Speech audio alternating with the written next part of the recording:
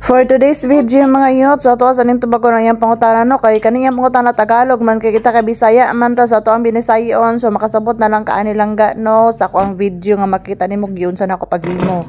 So paano daw gawin yung kinain ko kahapon? So ito po yung full video. So nagpatubo na dai ko din nagharinan no. So syempre ato ang ginampatuboon kay para pagluto nato motubo pud ato ang doyot para malami pod siya no.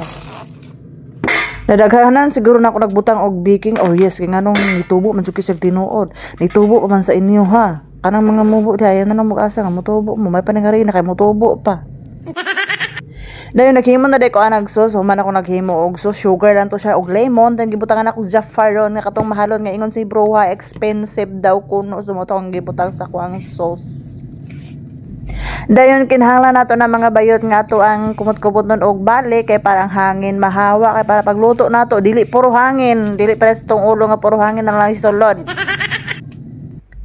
So nag-prepare na dayon ko din nag-oil no, dapat ato nang painiton gyud dili nato na siya alang-alangan no, alang-alangaw nun. Unsa na siya basta kay alang-alangan nun. Unsa na siya dili nato siya alang-alang nga pagkainit kay parang ato ang paglunod nato is motulubong gid sa diretso ba dili siya ma-unload. Dayon kinahanglan nga kanatong kutsara ibutang ginato na siya sa tubig no, itusnob dudyo nato na siya sa tubig kay parang atong kutsara dili mo pilit sa atong harina. Then dapat kabalutan mo bilog-bilog din ato na kayo-kayon kay para maluto siya og fair. Kay og dili nato siya kayo-kayon mga bayot ang ato ang kanaiyahang dough dili mapareha og kaluto, mapareha ra sa tong naong. Ang naong Africa ang liog kuan saba, nabali. Ang naong Koreana ang liog Africa, so dapat inana kaluto mga yot, dapat brown gid siya yot, no. Kay para lami siya.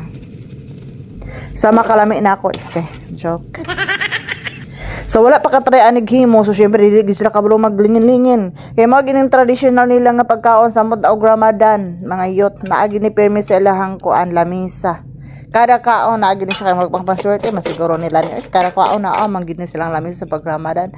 So mao ra to, thank you for watching, bye-bye.